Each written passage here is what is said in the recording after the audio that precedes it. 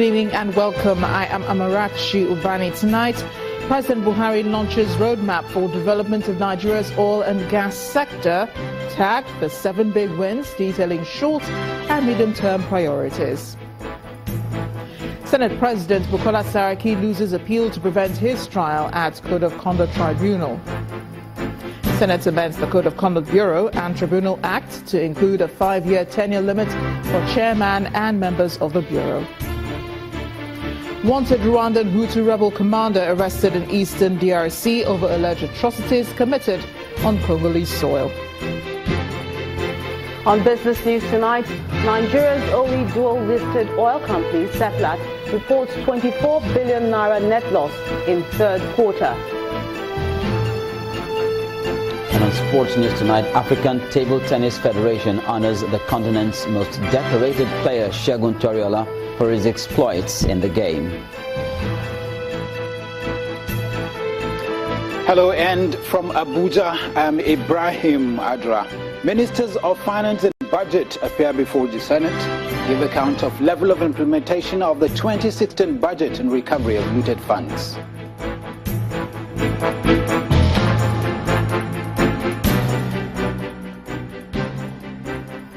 We begin tonight with the launch of the roadmap for the development of Nigeria's oil and gas sector by President Buhari in Abuja, tagged the 7 big wins.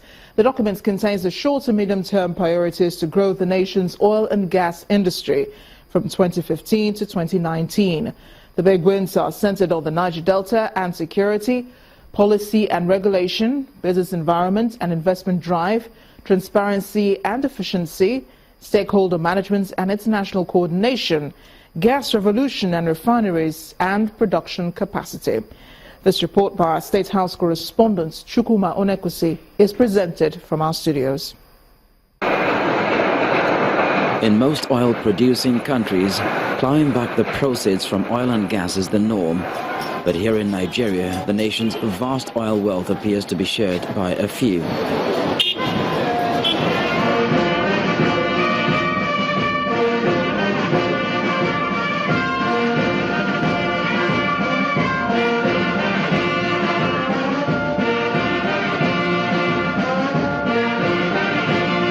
Changing this trend will require commitment from all Nigerians, and the president is taking the first step by launching a roadmap for the oil industry. Gathered here are experts from the oil industry, including the Nigerian business community and government officials. The Minister of State for Petroleum Resources, Dr. Ibe Kachiku, sets the tone. For the 7 big wins that you see, he reels out what the 7 big wins will achieve over the next 4 years. We are promising to deliver the Nigerian gas policy within the next few months, to deliver a Nigerian oil policy within the next few months, and to work collaboratively with the Senate over the next 1 year to try and finally pass the much elusive petroleum industry governance bill.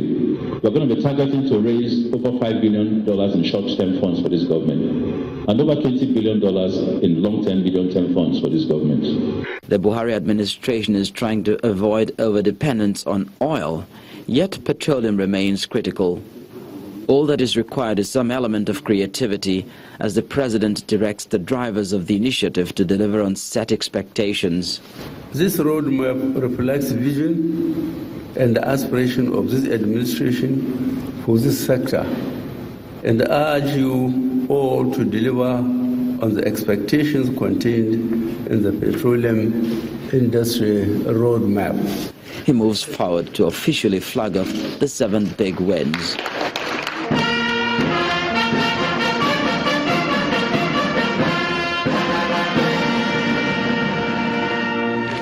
One of the experts says it's an opportunity to rebuild a sector that is said to have lost so much. I think there is a clear focus on how we need to do things going forward. With that kind of focus and with conscientious implementation, I think the visions will be realized. It's not the first time the federal government is launching a roadmap in the oil sector. Industry observers are waiting to see how this will play out to solve the numerous problems bedeviling the oil industry. Meanwhile, as part of efforts to stop pipeline vandalism and militancy in the Niger Delta, the president is to meet with traditional rulers and other stakeholders from the area on Tuesday next week. The president's visit is prelude to the launch of a $10 billion infrastructure rebirth investment program aimed at the oil-producing states of the Niger Delta. The Minister of State for Petroleum Resources, Dr. Ibe Kachukwu, has been speaking in Abuja about the project.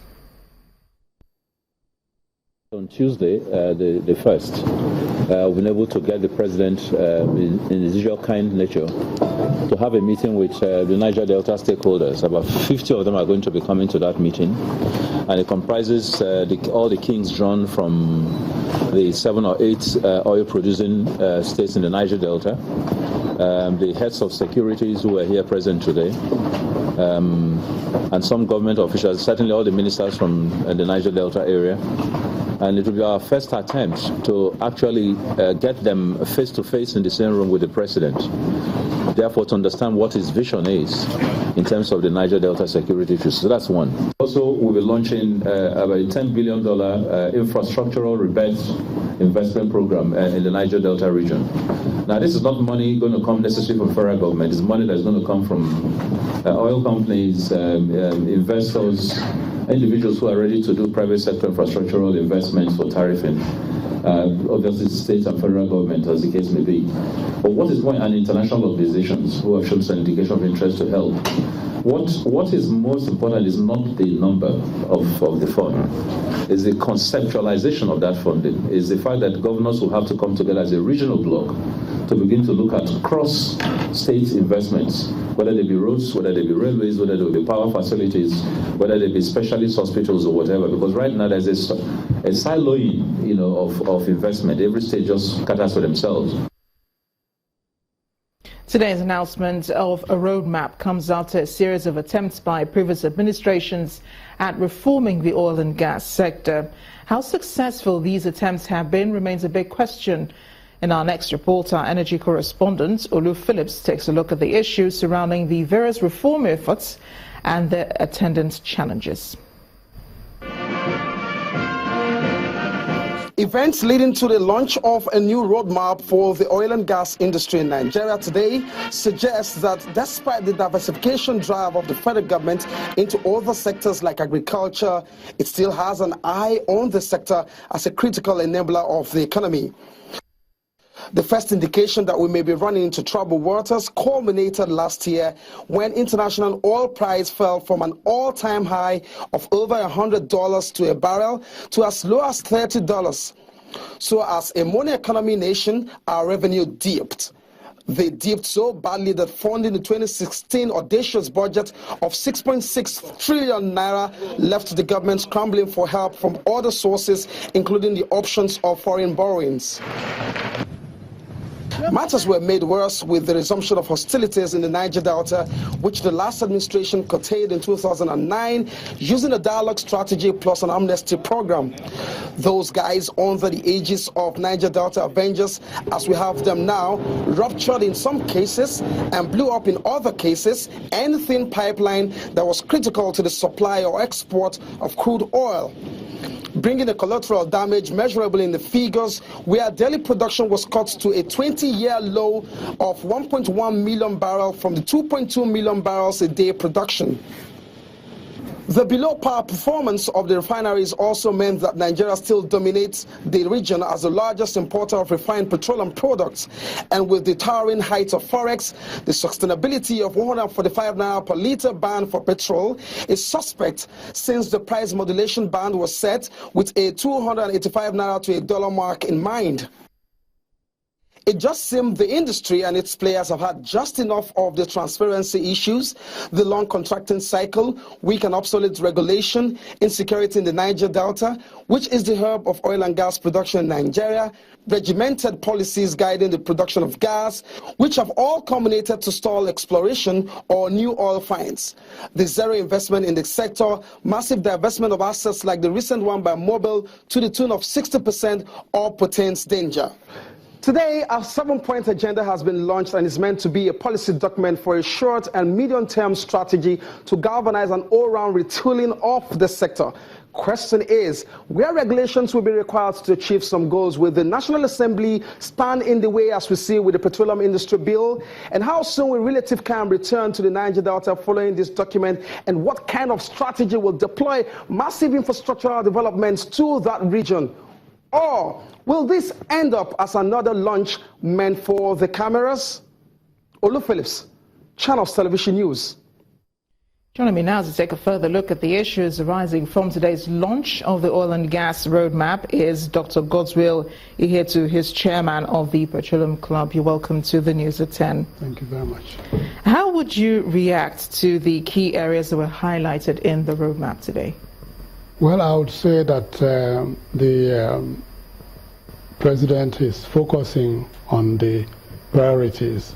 The roadmap clearly spells out the 7 major areas of intervention, and they seem to comprehensively reflect those areas that really need to be attended to at this time. What should be the first thing that the government should focus on in the implementation?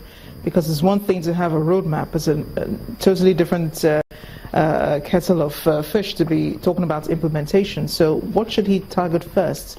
Well, I don't think that there will be any first target. All those points that have been raised are important enough to be pursued simultaneously. I mean, you talk about policy, regulation, policy and regulation. Those, I'm sure, are being developed now. The Minister of State did mention that we're going to see a gas policy and an oil policy very soon. So those are things that are being developed now. And we have also been informed that the President is going to meet with the Niger Delta elders and stakeholders on Tuesday. That also shows that work has been going on and culminating into this meeting with the president. We know that there has been dialogue going on with the Niger Delta agitators for quite some time, and with meeting the president will be the capping of it. Do you think that legislation could stand in the way of implementation, since this is a policy document? Well, I don't think so. I think what we have seen here are, some of them are operational issues. The Minister of State did mention that the ministry will be working with the National Assembly with regard to the Petroleum Industry Governance Bill, not the Petroleum Industry Bill. I think we need to note the subtlety in that. The Petroleum Industry Bill, which we have seen over the years, has tended to want to do everything at the same time. Apart from governance of the public sector, it also covered gas fiscal. I mean, gas, fiscals in general, host communities, and taxation. Quite a lot of things in that bill. That bill, was so huge that I'm sure it did intimidate even those who are trying to look at it.